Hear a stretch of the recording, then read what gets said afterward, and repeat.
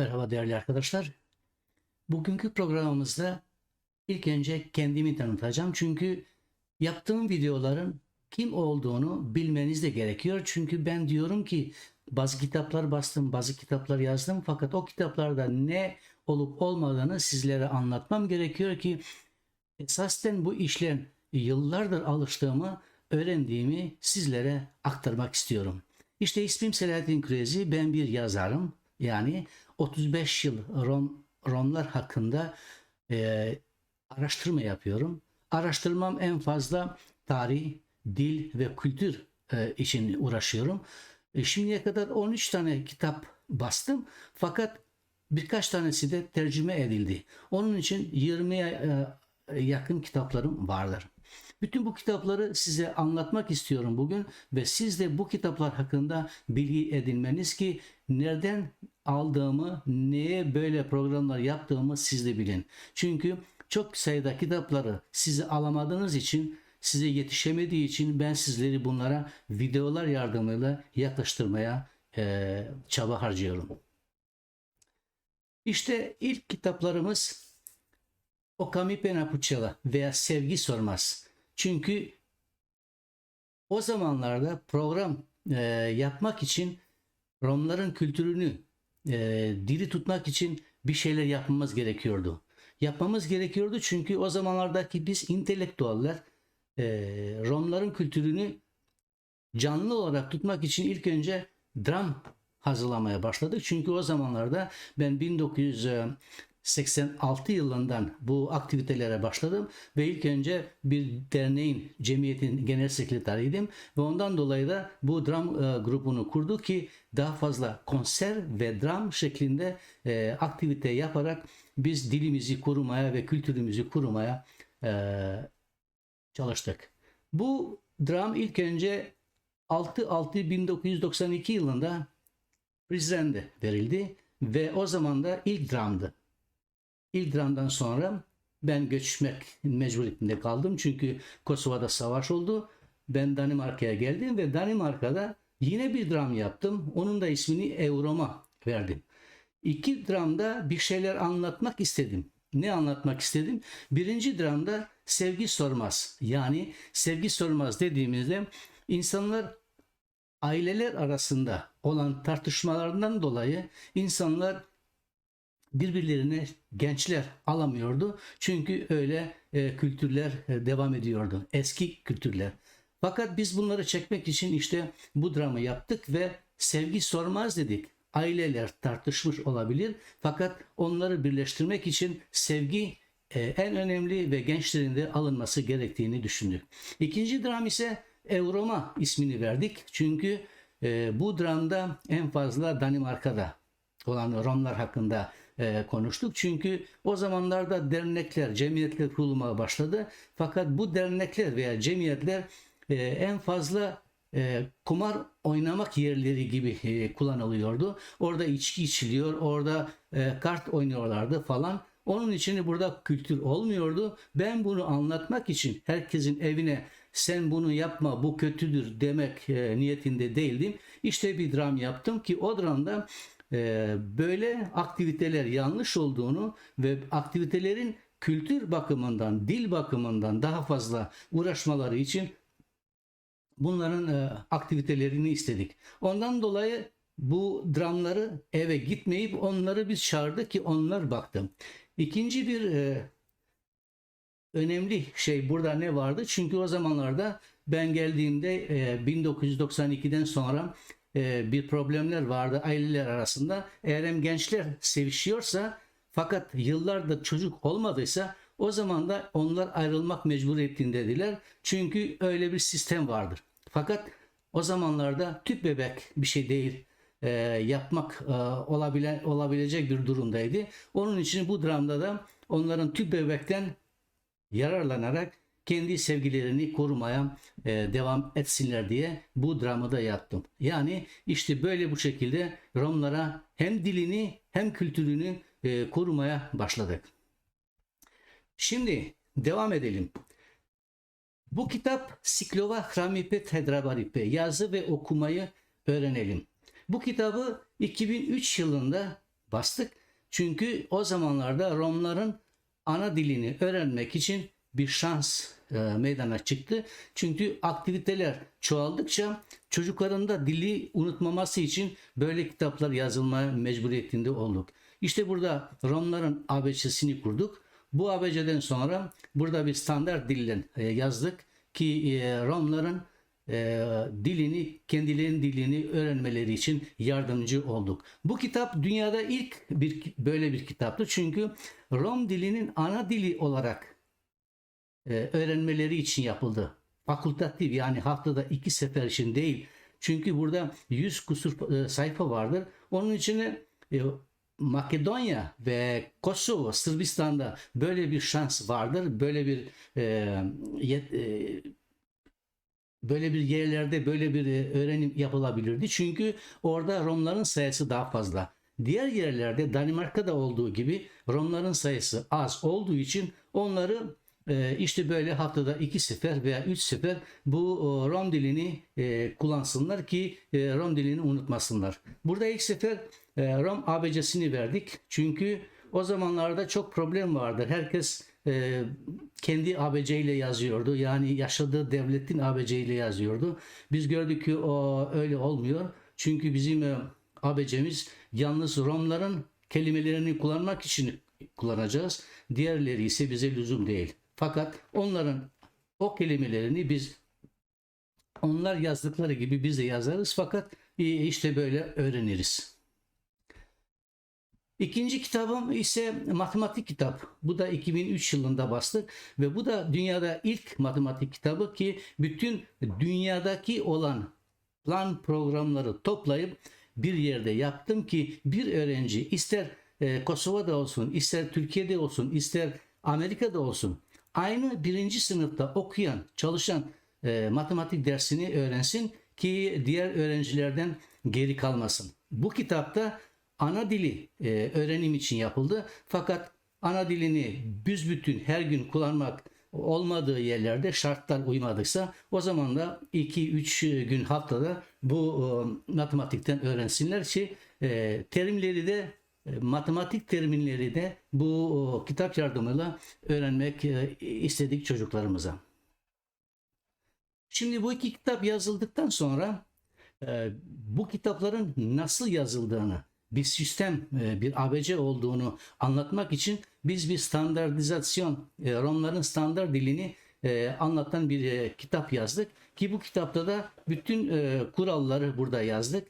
Onun için bu kuralları bilmeden insanlar belki daha fazla çaba harcar fakat eğer kuralları bilinirse o zaman da neden böyle yazdığımızı onlar da anlar. Çünkü bunlar çok önceden problem vardı. Bütün dil bilimciler başka şekilde yaptıkları için ben de onlara ilk önce inandım. Fakat gördüm ki onlar Rom dilini yapmak istemiyor. Onlar yalnız bir şeyle yazıyor. Onlar lingvist, yani dil bilimciler bir mahallede nasıl konuşulursa öyle yazıyorlardı. Bizde ise biz Romcanın genel olarak bir standart dil yapmasını istiyorduk. Onun için ben bunlardan biraz ayrıyım diyebilirim. Bu kitap da ise 2005 yılında basıldı ve İngilizce'de bastık. İster Romca ister İngilizce, daha fazla insanlar anlasınlar diye. Şimdi burada aile işleri, Nyamenge Butya.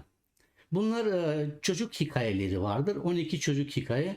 Bunların en fazla o zamanlarda Hindistan'dan geldiğimizi diyorlardır. Fakat daha sonralarda biz gördük ki biz Hindistan'dan değil, fakat Hindistan'daki yaşayan millet bizim Romların yaptıkları bazı işlerle aynı oldukları için belki ondan da dediler ki biz Hindistan'dan geliyoruz. Ama o değildi. Biz ise onların işlerini ve bizim işlerimi kıyaslayarak bunları milletimize anlatmak istedik ve iyi olan işleri ailemiz çocuklar yardımıyla kabul ettik. Kötü olan işleri işte onları bıraktık ve biz bir yerde entegre olmak için o millet, o çevredeki yaşayan milletlerle aynı seviyede olmamız gerektiğini çocuklar tarafından bunu biliyoruz ve bu kitabı da onun için yazdık ve 2009 yılında bu kitap çıktı. 12 çocuk hikayesi vardır. Çok iyi hikayeler. Kitap Romca ve İngilizce yazıldı. Belki daha geçlerde Türkçe'ye de çevrilir. Ezop'un hikayeleri. 51 tane Ezop hikayesi var. Bu hikayeleri neye yaptık? Çünkü bütün öğrenciler okullarda Ezop'un hikayelerini okuyorlar. Herkes kendi dilinde okusun diye Romların da bu hikayeleri olmasını istedik. Çünkü Romların da çocukları kendi ana dilinde bunları okursa kendi dilini de geliştirir. Onun için bunu yaptık, fakat başka bir şey de burada yaptık. Burada yaptık yazdığımız kitabın, yani çevirdiğimiz kitabı 6 dilde bir sözlük yaptık. Ki bu sözlükte bütün Balkanlar ve Avrupa'da olan diller, konuşulan dillerde çevrildi ki bütün öğrenciler bu kitabı okusun ve dili öğrensin. Bu kitap 12.000 sözcüğü veya kelimesi vardı. Çünkü 6 dilde 2000 kelime olarak bu kitap yazıldı. Bunu da çok iyi öğrencilerin okuyacaklarını ve dili öğreneceklerini için bunu çok bir sevgiyle yaptım. Onun için de o zamanlarda bizim bilgisayar yoktu. Bir kitaptan sözlük çıkarma çok zordu. İlk önce A harfini alacaksın. Bütün kelimeleri geçeceksin. Ondan sonra B harfini, ondan sonra C harfini falan. Uzun bir zaman burada çalıştım, fakat yaptığım iş çok memnun edici ve inşallah bir günde bütün öğrenciler bunları öğrenir. Şimdi bu bir şiir kitabı. Sungaven Epu veya Yeri Koklayın. Ne demek bu?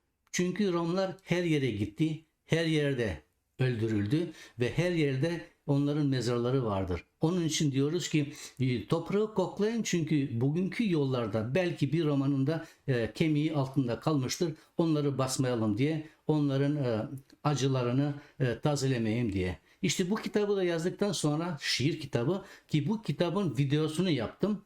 Benim videomlarında bunu görebilirsiniz. Bu şiirler ayrıca sonunda sözlük vardır. İşte 2000 kelimenin 6 dile çevrilmiş kelimeler. Bunu yaptık ve aynı bu sözlüğü size de gösterdik. Videolarımda bakarsınız, 2000 kelime Romca kelime 6 dile çevrilmiş. Oradan görebilirsiniz. Yani eğer bu şiirleri okursanız anlamadığınız Romca kelimeyi oradaki sözlüğe bakarak o şekilde dilinizi de gerçekten daha fazla genişletirsiniz. Çünkü hiç bilmeyenler için 10 video yaptık. O 10 videoda yavaş yavaş öğrenirsiniz.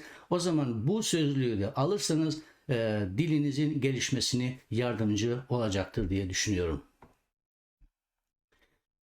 Sartenarova, nasıl anlamıyorum? Bunun da videosunu yaptım. Bu çocuk şiirleri.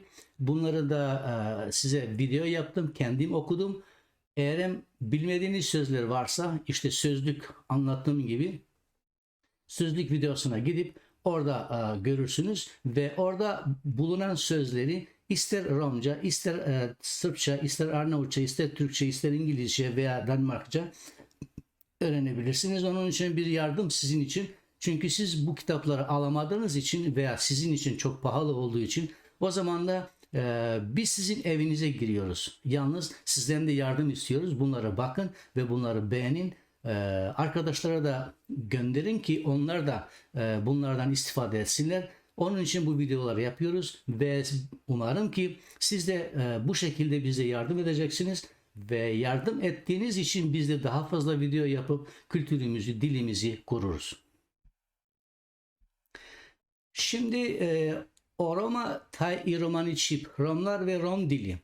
Bunu yazdığım zaman bu kitap yani kalın bir kitap, 1050 sayfası vardır. İlk 500 sayfası Romcadır. Diğer 550 sayfası ise İngilizcedir. Burada yaptığım şeyler çok önemli. Çünkü burada ilk önce Romların Hindistan'dan gelmediklerini orada yazdık. Romların tarihini yazdık. Romların soykırımını yazdık. Romların kültürünü yazdık. Romların dil bilgisini yaptık burada ve ayrıca Romların gramerini yaptık. Bu kitap çok önemli. Bu kitabı Romca, İngilizce, hatta Türkçe'ye de çevirmiştik. İsteyenler bunları da alabilir. Fakat eğer pahalı gelirse biz bunlardan size parça parça anlatıyoruz, video yapıyoruz. Sizin yardımınız ise bu videoları açmak, bu videoları bakmak ve eğer bir şey isterseniz bize haber verin. Biz bu videoda böyle şeyler yapmak istiyoruz veya böyle bir video hazır edin. Biz her zaman hazırız böyle bir şeyle. İşte dediğim gibi bu kitabı 1050 sayfaydı fakat Türkçe'ye biz ayırdık. Romlar bir taraftan, Rom dili bir taraftan. O zaman da Romlar kitabında burada 200 sayfalık bir kitaptır. Rom dili ise 300 sayfalık bir kitaptır. Burada bütün grameri de yazdık. Bütün lehçeleri yazdık.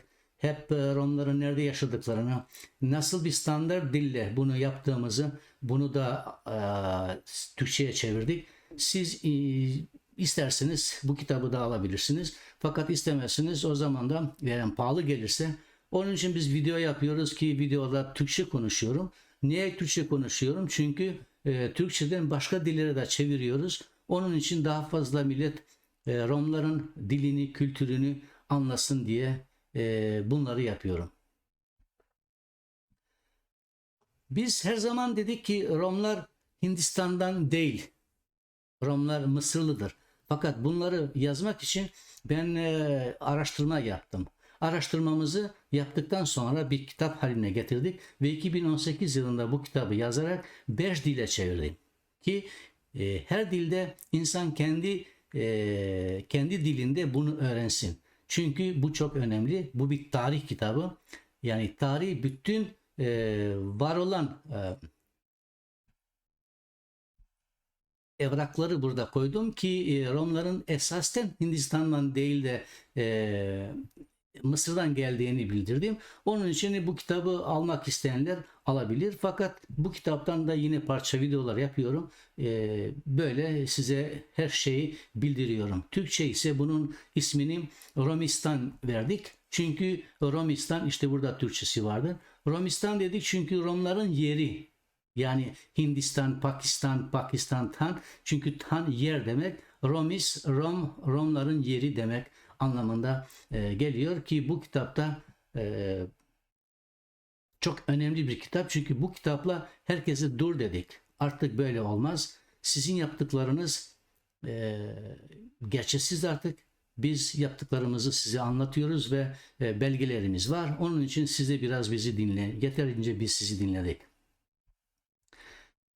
Şimdi diğer bir kitap. Burada çok önemli bir kitap. Bazı şeyleri orada anlattıktan sonra biraz insanların yani Romların da veya diğer insanların da bu kitapta yine Romca yazıldı. Kitabın ismi ise Ben ve Benimkiler.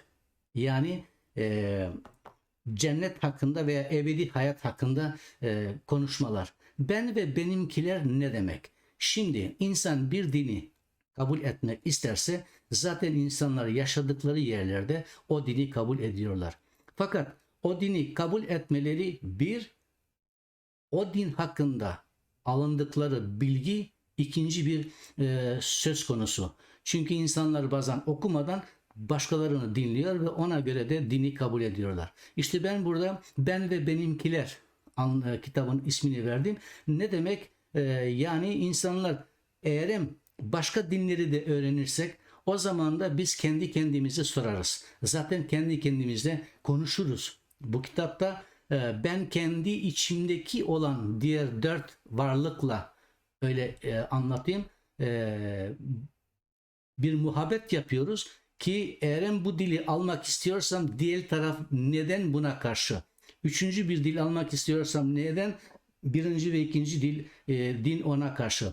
Bütün bunları öğrendikten sonra insana kalıyor zaten hangi dili alırsa alsın, hangi dini kullanırsa kullansın. Fakat ilk önce bu dini bilmesi gerekiyor ki o zaman da o dini kabul ettiğinde herkesten ayrı olmak ve kendi içindeki olan sevgiyi, kendi içindeki olan inancı kendisi için kullansın.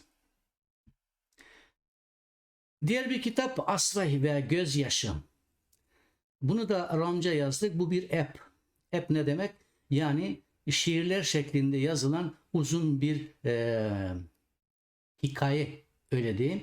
Ne hikaye? Dünya hikayeleri, dünyada savaş hikayelerini daha fazla aldım. Çünkü burada insanların ağladıkları, neden ağladılar, kim onları öldürdü, kim onları çektiriyor vesaire, bu dünyadaki yaşam nasıldır? İşte onu anlatmak istedim ve burada gördüğünüz gibi bir kısmını burada attım, fakat 1200 sıra şeklinde yazılmıştır. Bunların Romca yazılması ve buradaki yazılan tarihi, inşallah bir gün buna da bir program yaparım ve size daha geniş bilgi veririm. Çünkü bu çok önemli bir kitap. Bütün insanların şimdiye kadar katlettikleri insanları neden katlettiler? Ne kazandılar ki katlettiler? İnsanlar öldürüye neden öyle davrandılar? İnsanları neye katletti? Bugün neye insanlar, bazıları zengin, bazıları fakirdir. Bu fakir insanlar neden fakir? Zenginler neden zengin? Onun için de çok önemli şeyler burada anlattım. İşte bunlardan bir tanesi diyor, durdurun dünyaya diyor, ben buradan inmek istiyorum. Ben bir başka dünya, bir başka planette yaşamak istiyorum ki o planetlerde kendi isteklerimizi gerçekleştirelim. Öyle bir şekilde işte bu app'te yazılmış olmaktadır. Diğer bir kitabım bir mum yakmak. Doğrular için bir mum yakmak. Bunu ne için yaptım bu kitabı? En fazla kendi doğrularımı bildirmek için. Çünkü yaptığım 35 yılda araştırmalar, bazı insanlar gözlerini kapatıyor. Fakat gözlerini kapatmak yeterli değil. Doğruları söylemek lazım. Bazı insanlar doğruları bile bile yanlışlık yapıyorlar. Benim 35 yılında bütün insanlarla, konuştuğum insanlarla, onlara nasihat verdiğim, onlardan aldığım bilgiler, onları anlatıyorum ki o zaman da neden böyleydi, şimdi neden böyle? Neden insanlar yanlış yapıyorlar veya neden insanlar birisinin doğrusunu bile bile onu saklıyorlar, göstermiyorlar? Yani kendileri yanlış da olsa ileriye gitmek istiyorlar, fakat doğruların yolunu kimse durduramaz ve onun için burada bir mum yaktık ki bu doğrular artık meydana çıksın ve böyle de davranıyoruz ve doğruları her zaman söylemek için çalışıyoruz. İşte değerli arkadaşlar, kısa kısa kitaplarım hakkında bir bilgi verdim. Demek ki benim yaptığım bu kitaplar yalnız program yapmak için değil, fakat bilgi vermek için.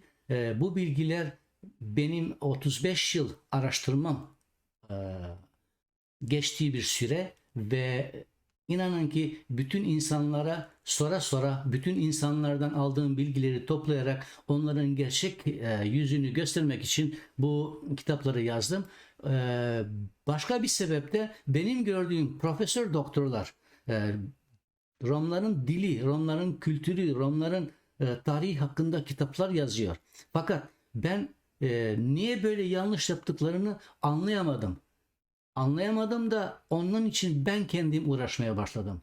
Gördüm ki benim bu yaptıklarım veya onların yaptıkları üniversitelerde öğrenilmiyor.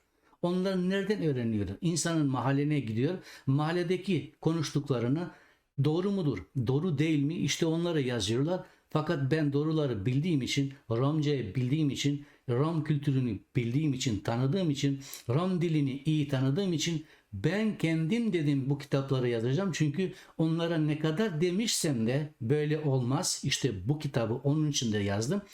Onlar yine inanmadılar. Bugün biz böyle yapıyoruz, yarın başka yaparız. Onların aklında yalnız proje var. Bir proje şimdi yapacaklar. 5-6 ay o projeyle uğraşıp sonra yeni bir proje başkası yapıyor. Aynı kişiler orada çalışıyor.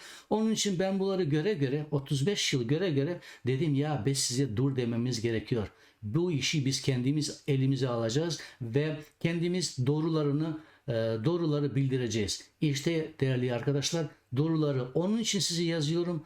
Bu videoları onun için size yapıyorum. Onun için sizden destek bekliyorum. Çünkü sizin desteğiniz bize çok önemli. Biz daha fazla program yapmamız için sizin desteğinize ihtiyacımız vardır. Onun için videolarıma bakın. Videolarımda beğeni yapın ve videolarıma başkalarına da bildirin ki daha fazla insanlar görsün, daha fazla insanlar öğrensin. Çünkü ben sizin için bunları yapıyorum. Sizin bu kitapları satın alamadığınız için veya çok pahalı oldukları için belki de, çünkü bir Danimarka'dan bir kitap satmak Türkiye'ye kadar gitmesi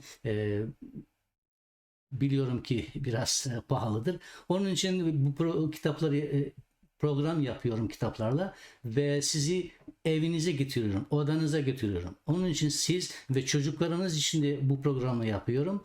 Daha geçlerde yine çocuk programları yapacağım ki sizin çocuklar da evde otura otura Romcayı kolayca öğrensinler.